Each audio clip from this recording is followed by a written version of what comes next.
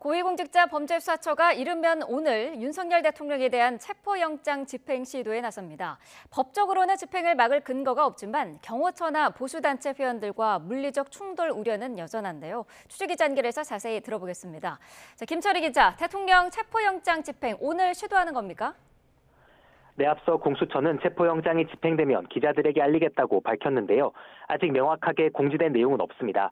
다만 윤 대통령의 체포영장 시한이 오는 6일까지인 만큼 오늘 안에 집행이 시작될 가능성도 있습니다. 주된 집행 장소는 서울 한남동에 있는 대통령 관저입니다. 앞서 오동훈 공수처장은 원칙대로 영장을 집행하겠다면서도 예의는 지키겠다며 야간 기습 체포 시도엔 선을 그었습니다. 네, 만약 체포영장이 집행되면 어떤 절차를 밟는 겁니까?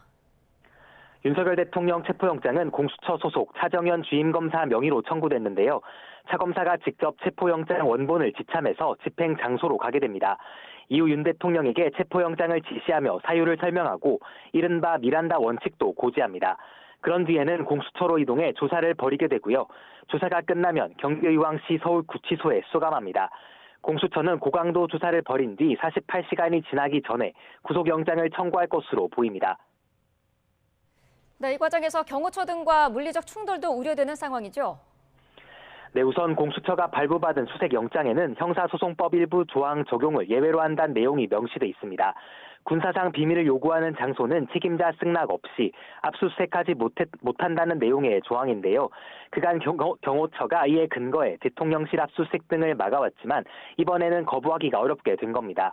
이미 공수처는 바리케이트, 철문 등을 잠그고 체포영장 집행에 응하지 않는 것 자체가 공무집행 방해라고 경고했습니다.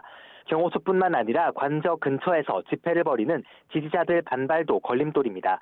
이에 따라 공수처는 경찰과도 질서유지 계획을 협의해 왔습니다. 자, 윤 대통령 혐의도 다시 한번 짚어주시죠. 네, 대통령 영장에 적시된 혐의는 내란 우두머리 그리고 직권 남용입니다. 지난달 3일 비상계엄을 선포한 뒤 국회와 선관위의 군대와 경찰을 보내 독립된 헌법기관 기능을 마비시키기 위한 폭동을 일으켰다는 겁니다. 실제 윤 대통령이 계엄을 선포한 직후 발표한 포고령 제1호를 보면 정치활동 자체를 금지하고 있습니다. 계엄 뒤 의원식 국회의장과 이재명 민주당 대표, 한동훈 전 국민의힘 대표 등 주요 정치인들을 체포하도록 지시한 정황도 드러났는데요. 윤 대통령이 직접 총을 쏴서라도 문을 부수고 들어가서 국회의원들을 끌어내라고 지시했다거나 계엄을 2번, 3번 선포하면 된다고 말했다는 증언까지 쏟아져 나왔습니다.